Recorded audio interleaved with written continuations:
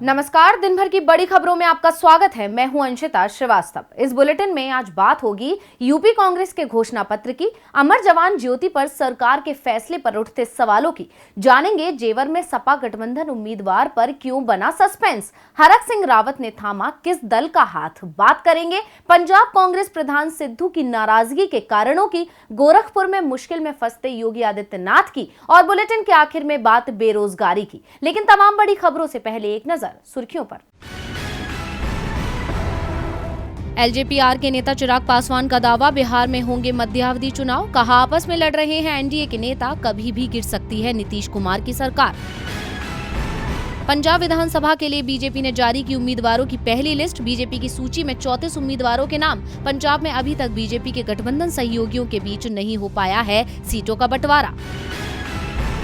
भारतीय वैज्ञानिक का दावा, कोरोना का नया वेरिएंट नहीं आया तो 11 मार्च तक कम हो जाएगा संक्रमण का असर, फरवरी में आएगा कोरोना का पीक। शेयर बाजार में नहीं थम रहा गिरावट का सिलसिला, 427 अंकों की गिरावट के साथ 59,037 अंक पर बंद हुआ सेंसेक्स, निफ्टी 140 अंकों की गिरावट के साथ 17,617 अंक पर हुआ बंद। तो अब सुर्खियों के बाद बात आज की सबसे बड़ी खबर की। चुनावों के चलते यूपी में अभी सियासी माहौल अपने चरम पर है। सभी राजनीतिक दल सत्ता पाने के सपने संजोए जनता को अपने पाले में लाने की कोशिश कर रहे हैं, जिसके लिए चुनावी वादों की बौछार कर रहे हैं। उसी कड़ी में आधी आबादी के बाद अब कांग्रेस ने राज्य के युवाओं को लुभाने की कोशिश की है और आज कांग्रेस ने प्रदेश में युवाओं के लिए अपना घोषणा पत्र जारी किया है। आखिर युवाओं के लिए क्या है कांग्रेस के वादे, देखिए इस रिपोर्ट में। एक दौर था जब उत्तर प्रदेश में कांग्रेस का ही बोलबाला था, लेकिन 90 के दशक के बाद इसमें कुछ गिरावट दर्ज हुई और धीरे धीरे कांग्रेस का प्रभाव कम होता गया। लेकिन अब कांग्रेस दोबारा से राज्य में अपनी खोई हुई जमीन तलाशने में जुटी हुई है, जिसके लिए कांग्रेस महासचिव प्रियंका गांधी जमीनी स्तर पर मेहनत कर रही हैं। लड़की हूँ लड़ सकती हूँ का नारा देकर प्रदेश की आधी आबादी पर फोकस करने वाली कांग्रेस ने अब युवाओं को लुभाने का प्रयास किया है, जिसके लिए उन्होंने आज प्रदेश में युवाओं के लिए घोषणा पत्र जारी किया है, जिसका नाम भर्ती विधान रखा गया है। खास बात ये रही कि इस मैनिफेस्टो को कांग्रेस सांसद राहुल गांधी और महासचिव प्रियंका गांधी ने मिलकर जारी किया है, जिसमें 8 वादे किए गए हैं। परीक्षार्थियों के लिए बस रेल यात्रा मुफ्त होगी, 8 लाख सरकारी पद महिलाओं के लिए, 20 लाख सरकारी नौकरियों की गारंटी, शिक्षकों के 1.5 लाख खाली पद भरे जाएंगे, जॉब कैलेंडर बनाया जाएगा, पेपर ज्वाइनिंग की तारीख तय होगी, 30 साल से कम उम्र के उद्यमियों को प्राथमिकता, सभी प्रतियोगी परीक्षाओं के शुल्क माफ करेंगे, सीड स्टार्टअप फंड के लिए 5,000 करोड़। प्रियंका गांधी ने कहा कि इस यूथ घोषणा पत्र का नाम भर्ती विधान इसलिए रखा गया क्योंकि यूपी में सबसे बड़ी समस्या भर्ती की ही है। इस मौके पर राहुल गांधी ने बीजेपी पर जमकर निशाना साधा। उन्होंने कहा कि सरकार सिर्फ उद्योगपतियों के हाथ मजबूत कर रही है। राहुल गांधी बोले कि कांग्रेस का काम नफरत फैलाना नहीं है। इस मैनिफेस्टो को बनाने के लिए कांग्रेस पार्टी ने प्रदेश के युवाओं के साथ बात की है और जो उनके विचार हैं वो हमने इस मैनिफेस्टो में डाले हैं। राहुल ने कहा कि उत्तर प्रदेश में हर 24 घंटे में लगभग 880 युवा रोजगार खोते हैं। भाजपा के पिछले 5 सालों के शासन में लगभग 16 लाख युवाओं ने रोजगार खोया है। अब कांग्रेस ने चुनाव से पहले अपना दूसरा बड़ा दांव चल दिया है, जिससे विरोधी पार्टियों की नींद उड़ना लाजमी है। ऐसे में जनता को लुभाने के लिए विरोधी दल क्या दांव चलते हैं, ये देखना दिलचस्प होगा। महिलाओं और युवाओं पर कांग्रेस ने बड़ा दांव खेला है, जिसके बाद बीजेपी पर भी दबाव होगा कि वो अपने घोषणा पत्र में इस वर्ग का विशेष ध्यान रखे। लेकिन बीजेपी इस समय एक और मोर्चे पर घिरती दिखाई दे रही है। दरअसल इंडिया गेट पर शहीद जवानों की श्रद्धांजलि देने के लिए जल रही अमर जवान ज्योति को अब सरकार ने यहां से हटा दिया है, जिसे लेकर कांग्रेस सांसद राहुल गांधी ने सवाल उठाए हैं। तो क्या कहा है राहुल ने और क्यों हटाई गई अमर जवान ज्योति, देखिए ये रिपोर्ट। इंडिया गेट पर जल रही अमर जवान ज्योति की मशाल आज हमेशा के लिए बंद हो गई। आज इसका एक हिस्सा नेशनल वॉर मेमोरियल ले जाया गया। वहां पर अमर चक्र में जल रही जवान ज्योति के साथ इसका विलय हो गया। इस कदम का कांग्रेस सांसद राहुल गांधी ने कड़ा विरोध किया है। राहुल का कहना है कि कुछ लोग देश प्रेम और बलिदान नहीं समझ सकते। राहुल गांधी ने एक ट्वीट में केंद्र सरकार पर निशाना साधते हुए कहा कि बहुत दुख की बात है कि हमारे वीर जवानों के लिए जो अमर ज्योति जलती थी उसे आज बुझा दिया जाएगा। कुछ लोग देश प्रेम और बलिदान नहीं समझ सकते। कोई बात नहीं, हम अपने सैनिकों के लिए अमर जवान ज्योति एक बार फिर जलाएंगे। आज एक कार्यक्रम में अमर जवान की मशाल को नेशनल वॉर मेमोरियल की मशाल के साथ मिला दिया गया। इसके पीछे का तर्क ये है कि 2 जगहों पर लॉ का रखरखाव करना काफी मुश्किल हो रहा है। सेना के सूत्रों का ये भी कहना है कि अब जबकि देश के शहीदों के लिए नेशनल वॉर मेमोरियल बनाया गया, तो फिर अमर जवान ज्योति पर क्यों अलग से ज्योति जलाई जाए। इंडिया गेट स्थित अमर जवान ज्योति की स्थापना उन भारतीय सैनिकों की याद में की गई थी जो 1971 के भारत पाक युद्ध में शहीद हुए थे। इस युद्ध में भारत की विजय हुई थी और बांग्लादेश का गठन हुआ था। तत्कालीन प्रधानमंत्री इंदिरा गांधी ने 26 जनवरी 1972 को इसका उद्घाटन किया था। इंडिया गेट पर 50 साल से जल रही अमर जवान ज्योति आज बुझ गई और इसके साथ ही वतन पर मिटने वालों का अब नया पता हो गया है। राहुल के सवालों का सरकार के पास जवाब नहीं दिख रहा है। जवाब यूपी में सपा आरएलडी गठबंधन को भी नहीं सूझ रहा है कि यूपी की जेवर सीट पर उसके साथ हो क्या रहा है, क्योंकि उसका उम्मीदवार कभी चुनाव लड़ने की बात करता है तो कभी कदम पीछे खींच लेता है। हाँ और ना के बीच की इस कहानी में जेवर में गठबंधन का पूरा गणित ही बिगाड़ दिया है।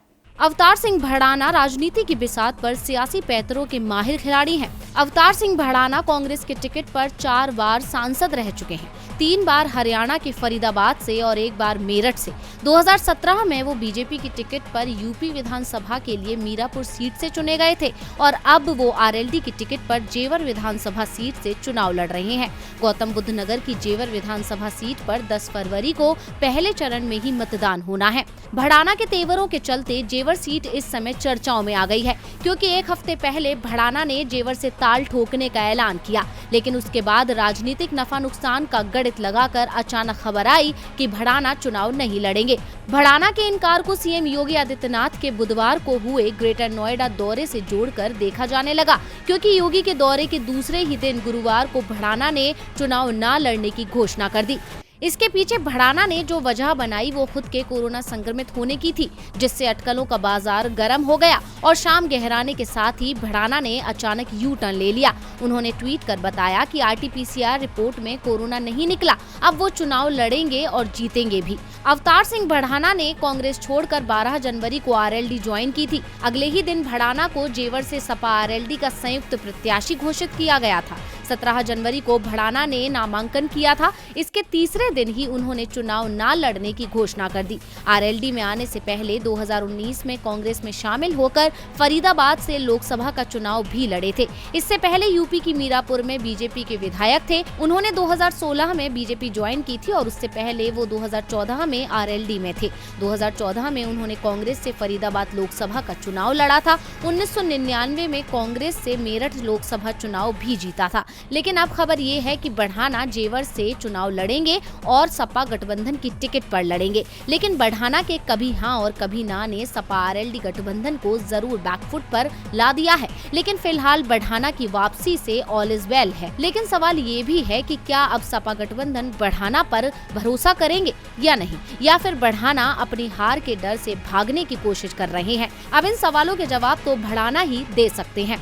अवतार सिंह भड़ाना आखिरकार चुनाव लड़ने को तैयार हो ही गए हैं। भड़ाना तो यूपी की जेवर सीट से चुनाव लड़ेंगे, लेकिन बीजेपी के बागी नेता हरक सिंह रावत कहां से चुनाव लड़ेंगे ये अभी तय नहीं हो पाया है। हाँ, इतना जरूर तय हो गया है कि वो किस दल से चुनाव लड़ेंगे। बीजेपी से निकलने के बाद अब हरक सिंह रावत ने अपने पुराने घर में वापसी कर ली है।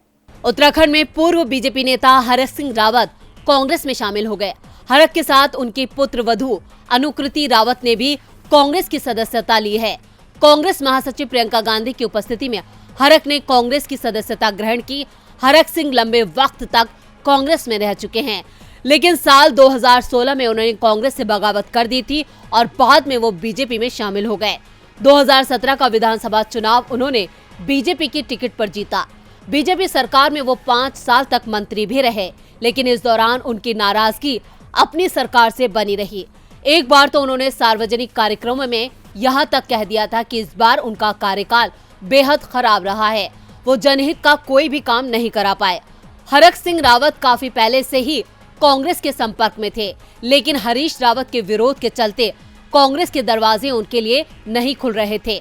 हरीश रावत के अलावा कांग्रेस के कई बड़े नेता हरक का विरोध कर रहे थे, जिसकी वजह से 2017 के विधानसभा चुनावों में कांग्रेस को जो करारी पराजय मिली, उसके पीछे हरक सिंह रावत की बगावत को बड़ी वजह माना जाता है। 2016 में हरक सिंह रावत के नेतृत्व में जिस तरह से कांग्रेस पार्टी में बगावत हुई थी उसका असर 2017 के विधानसभा चुनावों पर दिखा। लेकिन ये भी सही है कि हरक का कई सीटों पर प्रभाव है और इसे देखते हुए कांग्रेस में उनकी वापसी संभव हो पाई है। कांग्रेस में शामिल होने के बाद हरक ने कहा है, मैंने 20 साल तक कांग्रेस के लिए संघर्ष किया है। कांग्रेस में शामिल होने के लिए कोई शर्त नहीं रखी है, बिना शर्त शामिल हुआ। पार्टी टिकट नहीं भी देती है तब भी मैं पूरी ताकत से बीजेपी को हराने की कोशिश करूंगा। इस दौरान हरक सिंह ने कहा है कि उन्होंने कांग्रेस में शामिल होने के लिए कोई माफीनामा नहीं दिया है। राजनीति में माफीनामे की कोई जगह नहीं होती। हरक के आने से उत्तराखंड में कांग्रेस को मजबूती मिलेगी। हरक के आने के बाद दावा किया जा रहा है कि कांग्रेस उत्तराखंड की सत्ता में वापसी कर सकती है, लेकिन पंजाब में कांग्रेस की सत्ता बरकरार रहेगी, इस पर सवाल कांग्रेस के अंदर ही उठ रहे हैं। पंजाब में पार्टी के अध्यक्ष नवजोत सिंह सिद्धू के तेवरों से लगता है कि पार्टी के नेता ही पार्टी को हराने की कोशिश कर रहे हैं। पंजाब में इस वक्त हलचल मची हुई है क्योंकि चुनाव नजदीक आ चुके हैं और सत्ताधारी कांग्रेस पार्टी राज्य की सत्ता में वापसी के लिए पूरी जी जान लगा रही है। लेकिन पार्टी के लिए पार्टी के प्रदेश अध्यक्ष मुश्किल बने हुए हैं, जिससे पंजाब में कांग्रेस के सामने चुनौतियां हैं। अपने बागी तेवर से सिद्धू पार्टी के अंदर चल रही कलह को समय समय पर दर्शाते रहते हैं। अब एक बार फिर नवजोत सिंह सिद्धू ने अपने बागी तेवर दिखा दिए हैं। उन्होंने कहा है कि यहाँ कांग्रेस को सिर्फ कांग्रेस ही हरा सकती है। दरअसल दावा ये किया जाता है कि सिद्धू खुद को सीएम कैंडिडेट नहीं बनाए जाने से पार्टी से नाराज चल रहे हैं। यही वजह है कि वे बार बार अपनी ही सरकार को कटघरे में खड़ा कर देते हैं। उसी कड़ी में अपनी पार्टी पर तंज कसते हुए सिद्धू ने कहा है कि कांग्रेस को चुनाव में कोई नहीं हरा सकता, सिर्फ कांग्रेस ही खुद को हरा सकती है। इसके अलावा सिद्धू ने अपनी पार्टी के स्टैंड को दोहराते हुए संयुक्त नेतृत्व में चुनाव लड़ने की बात कही। उन्होंने आगे कहा कि अगर कांग्रेस एकजुटता दिखाती है तो पंजाब में उसे जीतने से कोई नहीं रोक सकता है। साथ ही उन्होंने कहा कि वो पंजाब की भलाई के लिए काम कर रहे हैं। यानी उनके इस जवाब से साफ है कि वो खुद को सीएम का दावेदार मानते हैं। लेकिन आला कमान ने अपनी रणनीति में बदलाव करते हुए घोषणा की है कि वो सीएम फेस के नाम का ऐलान नहीं करेगी। लेकिन इसके बाद अभिनेता सोनू सूद का वीडियो आया था, जिससे संकेत थे कि सीएम के तौर पर कांग्रेस की पसंद चरणजीत सिंह चन्नी ही है, क्योंकि उस वीडियो में सिर्फ चन्नी का जिक्र था, सिद्धू का नहीं। ऐसे में सिद्धू की पार्टी के खिलाफ नाराजगी बढ़ना लाजमी है। कांग्रेस को कांग्रेस ही हराती है। जाहिर है जब लड़ाई घर में ही छिड़ी हो तो विपक्षियों को तो मौका मिल ही जाएगा। घर की लड़ाई का नुकसान यूपी बीजेपी को होता दिख रहा है। पार्टी के कई नेता तो पहले ही बागी हो चुके थे। अब बगावत का असर योगी आदित्यनाथ के गढ़ गोरखपुर में भी दिखाई देने लगा है। योगी के करीबी दिग्गज नेता ही उनकी मुश्किलें बढ़ाते दिख रहे हैं। सीएम योगी आदित्यनाथ के गोरखपुर से चुनाव लड़ने का ऐलान हो चुका है। समाजवादी पार्टी ने इस सीट से उम्मीदवार का ऐलान नहीं किया है। खबर है कि बीजेपी के क्षेत्रीय अध्यक्ष रहे उपेंद्र शुक्ला की पत्नी को सपा मैदान में उतार सकती है। उपेंद्र शुक्ला का 2020 में निधन हो गया था। गुरुवार को उनकी पत्नी शुभावती शुक्ला, बेटे अरविंद दत्त शुक्ला और अमित दत्त शुक्ला ने सपा अध्यक्ष अखिलेश यादव की मौजूदगी में पार्टी ज्वाइन कर ली। 2017 में योगी आदित्यनाथ के मुख्यमंत्री बनने के बाद 2018 में गोरखपुर संसदीय सीट पर हुए उपचुनाव में बीजेपी ने उन्हें मैदान में उतारा था। तब समाजवादी पार्टी के उम्मीदवार रहे प्रवीण निशांत ने उन्हें हरा दिया था। 2019 में भाजपा ने उपेंद्र शुक्ला की जगह भोजपुरी फिल्म स्टार रवि किशन शुक्ला को मैदान में उतारा था। रवि किशन शुक्ला ये चुनाव जीत गए थे। 2020 में उपेंद्र शुक्ला का निधन हो गया। 2022 के विधानसभा चुनाव में भाजपा ने अपनी पहली सूची में मुख्यमंत्री योगी आदित्यनाथ के गोरखपुर सीट से चुनाव लड़ने का ऐलान किया है। ये सीट परंपरागत रूप से बीजेपी और गोरखनाथ मंदिर का गढ़ है। इस सीट पर पिछले 33 सालों से भगवा का कब्जा है। सीएम योगी आदित्यनाथ गोरखपुर सदर सीट से ही 1998 से 2017 तक सांसद रहे हैं।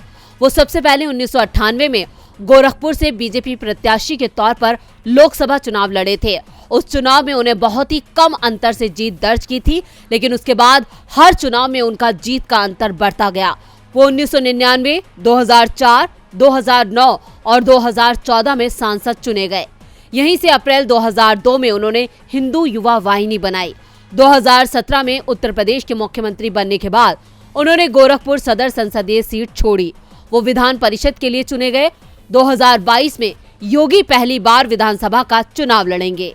बीजेपी ने गोरखपुर सीट से सीएम योगी आदित्यनाथ को चुनाव लड़ाने के लिए 4 बार के विधायक रहे डॉक्टर राधा मोहन दास अग्रवाल का टिकट काटा है। सपा के राष्ट्रीय अध्यक्ष अखिलेश यादव ने पिछले दिनों डॉक्टर राधा मोहन दास अग्रवाल को टिकट का खुला ऑफर दिया था, लेकिन डॉक्टर अग्रवाल पहले ही सीएम योगी की गोरखपुर से उम्मीदवारी का स्वागत कर चुके हैं। उन्होंने अपनी प्रतिक्रिया में कहा था कि वो भाजपा के कार्यकर्ता हैं और पार्टी के फैसले का स्वागत करते हैं। इधर सपा से गठबंधन की कोशिशें नाकाम होने के बाद गुरुवार को भीम आर्मी चीफ चंद्रशेखर आजाद ने गोरखपुर से सीएम योगी के खिलाफ चुनाव लड़ने का ऐलान कर दिया। अब सपा पर भी अपना उम्मीदवार जल्द घोषित करने का दबाव है। इस दौरान गुरुवार की दोपहर बाद अचानक से सोशल मीडिया में उपेंद्र शुक्ला की पत्नी शुभावती शुक्ला का नाम भी चर्चा में आने लगा। कहा जाने लगा कि सपा उन्हें गोरखपुर से मैदान में उतार सकती है। और बुलेटिन के आखिर में बात बेरोजगारी की। मोदी सरकार चुनावी माहौल में अपनी पीठ जमकर थपथपा रही है, रोजगार देने का वादा कर रही है, लेकिन सरकार के वादे चुनाव के बाद अक्सर खोखले साबित होते हैं। आंकड़े बताते हैं कि सरकार लोगों के हाथ को काम देने में नाकाम रही है। देश में बेरोजगारों की संख्या लाखों में नहीं बल्कि करोड़ों में पहुंच चुकी है। यहां तक कि सरकार आधी आबादी से फिर से हक छीन रही है। देश की अर्थव्यवस्था बेहाल, जनता का बुरा हाल, रोजगार की थमी रफ्तार, लोग पूछ रहे अब क्या करे सरकार। लेकिन मोदी सरकार है कि जनता के सवालों का जवाब देने की बजाय बार बार झूठे दावे कर रही है। नौकरी देने की बात कह रही है, लेकिन आंकड़े बीजेपी सरकार के दावों की पोल खोलते हैं। एक हालिया रिपोर्ट के अनुसार देश में बेरोजगारों की संख्या 5 करोड़ से ज्यादा हो गई है। इनमें महिलाओं की संख्या भी काफी ज्यादा है। Centre for monitoring Indian economy की रिपोर्ट के अनुसार दिसंबर 2021 तक भारत में बेरोजगार लोगों की संख्या 5 करोड़ 30 लाख रही। इनमें महिलाओं की संख्या 1 करोड़ 70 लाख है। घर बैठे लोगों में उनकी संख्या अधिक है, जो लगातार काम खोजने का प्रयास कर रहे हैं। CMIE के अनुसार लगातार काम की तलाश करने के बाद भी बेरोजगार बैठे लोगों का बड़ा आंकड़ा चिंताजनक है। रिपोर्ट के मुताबिक कुल 5 करोड़ 30 लाख बेरोजगार लोगों में से 3 करोड़ 50 लाख लोग लगातार काम खोज रहे हैं। इनमें करीब 80 लाख महिलाएं शामिल हैं। बाकी के 1 करोड़ 70 लाख बेरोजगार काम तो करना चाहते हैं, पर वो एक्टिव होकर काम की तलाश नहीं कर रहे हैं। CMIE का कहना है कि भारत में रोजगार मिलने की दर बहुत कम है और ये अधिक बड़ी समस्या है। Centre for monitoring Indian economy से पहले वर्ल्ड बैंक भी बेरोजगारी की स्थिति पर चिंता जाहिर कर चुका है। वर्ल्ड बैंक के हिसाब से वैश्विक स्तर पर रोजगार मिलने की दर महामारी से पहले 58% थी, जबकि कोविड के आने के बाद 2020 में दुनिया भर में 55% लोगों को रोजगार मिल पा रहा था। दूसरी ओर भारत में सिर्फ 43% लोग ही रोजगार पाने में सफल हो रहे थे। संस्थान का मानना है कि भारत में सिर्फ 38% लोगों को ही रोजगार मिल पा रहा है। ये आंकड़े साफ बयां करते हैं कि देश की स्थिति लगातार बदतर होती जा रही है। युवाओं के हाथ को काम नहीं मिल पा रहा है। ऐसे में सवाल उठता है कि आखिर कब तक मौन बनी रहेगी सरकार, हाथ को काम कब देगी सरकार। तो आज इस बुलेटिन में बस इतना ही। देखते रहिए DV लाइव। नमस्कार।